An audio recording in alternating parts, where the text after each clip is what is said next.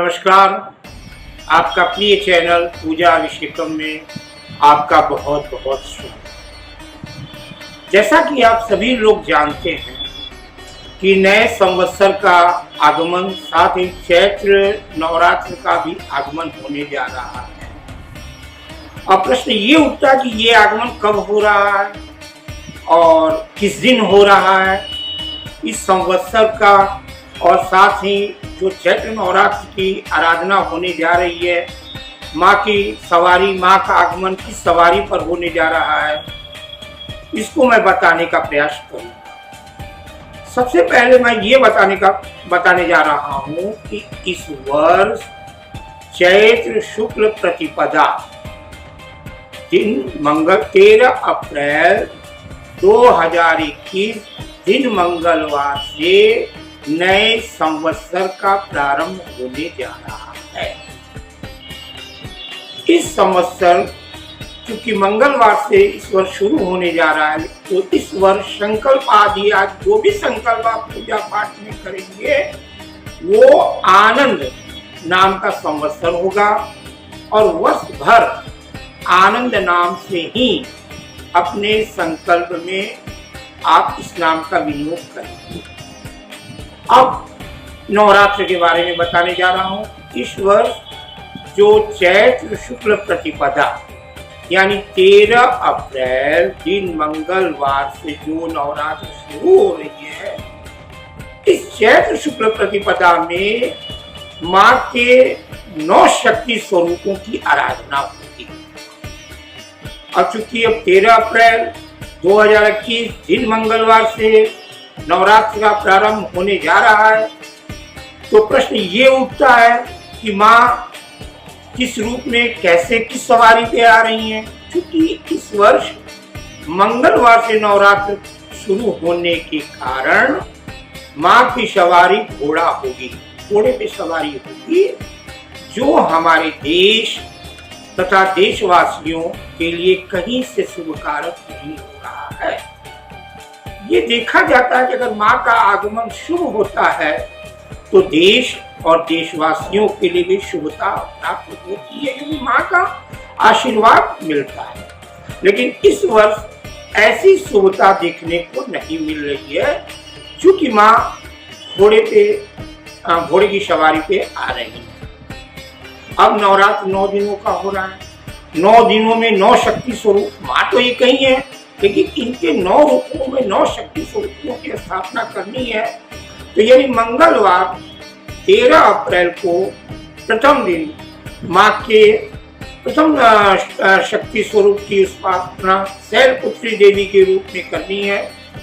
तो सबसे पहले 13 अप्रैल को शुभ मुहूर्त में, शुभ मुहूर्त यानी सुबह सूर्योदय के बाद 8:46 तक कलश का स्थापन करना है। और अगर उस समय आपको समय नहीं मिलता है तो आप अभिजीत मुहूर्त 11:36 से 12:24 के बीच में कलश का स्थापन कर लें। अब कलश पे एक जलदार नारियल, एक चुनरी अवश्य ही मौली से लपेटकर अखंड दीप जलाते हुए वहां तन मन को पवित्र कर बैठ जाए। एक मानसिक पहले तो तन मन को पवित्र करें, उसके बाद मानसिक संकल्प करें। संकल्प करने के बाद माँ शैलपुत्री का ध्यान करें। अगर आपको ध्यान मंत्र नहीं आता है तो मानसिक ध्यान करें। साथ ही एक कलश भैरव का भी रखे। बिना भैरव की उपासना के माँ की पूजा सफल नहीं होती। किसी भी पूजा व्रत पर्व में कलश जरूर रखनी चाहिए। बिना कलश की आराधना के, चाहे वो वरुण कलश हो, चाहे वो माँ की पूजा हो, कोई भी पूजा हो, कलश अवश्य ही रखनी चाहिए। उस कलश में सारे देवी देवताओं एवं तीर्थों का पहले तो आवाहन करें। आवाहन करने के बाद पंचोपचार उसकी पूजन करें। पूजन करने के बाद वहां बैठ जाएं। अब माँ शैलपुत्री को का पहले ध्यान करें। ध्यान करने के बाद माँ शैलपुत्री जो है वो पर्वतराज हिमालय की पुत्री, पर्वतराज हिमालय की पुत्री शैलपुत्री भगवान शिव को पति के रूप में प्राप्त करने के लिए इन्होंने बड़ी तपस्या की। तपस्या करने के बाद जब भगवान शिव की नहीं मिली तो ये पर्वत हिमालय छोड़कर चली गई, अपने सखियों के साथ बहुत दूर जाके चली गई।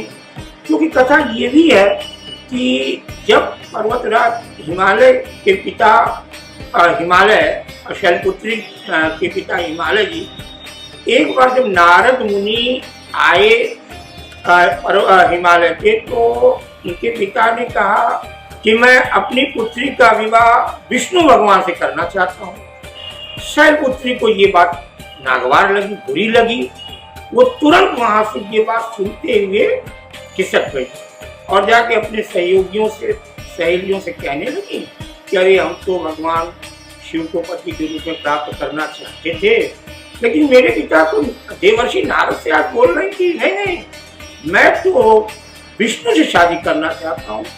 और वो अपने पिता से रंज होकर पर्वत को छोड़ के और दूर जाके भगवान शिव का ध्यान करने लगी, शिव की तपस्या में लीन हो गई। तो जो भी साधक माँ शैलपुत्री की अगर आराधना करता है तो शैलपुत्री माँ के दाहिने हाथ में त्रिशूल है और बाएं हाथ में गुलाब की फूल है। माँ को पहले अपने मस्तक पर ध्यान लगाएं, उसके बाद जितना हो सके ओम नमः चंडिकाय नवार्ण मंत्र ओम ऐं ह्रीं क्लीं चामुंडाय विच्चे इसका जप करें। माँ का पंचोपचार पूजन करें, धूप दीप नैवेद्य फल फूल जितना भी हो माँ के चरणों में समर्पित करें। अगर इस प्रकार माँ के प्रथम दिन प्रथम स्वरूप सत्य की उपासना करें तो माँ आपकी सभी मनोकामनाएं पूर्ण करेंगी। अब बात होती है माँ के द्वितीय स्वरूप ब्रह्मचारिणी की, जो कि दूसरे दिन माँ की दूसरी शक्ति स्वरूप है। ब्रह्मचारिणी देवी, ब्रह्म का अर्थ होता है तपस्या। ब्रह्मचारिणी देवी भी इतनी तपस्या में भगवान शिव के लीन रहती थी कि इनको लोग तपस्यारिणी के नाम से भी पुकारते थे। ब्रह्मचारिणी देवी का स्वरूप है दाहिने हाथ में माला और बाएं हाथ में कमंडल। सबसे पहले कलश के पास साधक बैठ जाए और वहां पर माँ ब्रह्मचारिणी जी का अपने मस्तक पर ध्यान करें। अगर ध्यान मंत्र ना आता हो कोई जरूरी तो मानसिक ध्यान अपने मस्तक पर माँ की नजरों से मिलाए, वहां बैठ जाए और माँ का स्वरूप अपने मस्तक पर स्थापित करें और चरण उनके चरणों में रखें।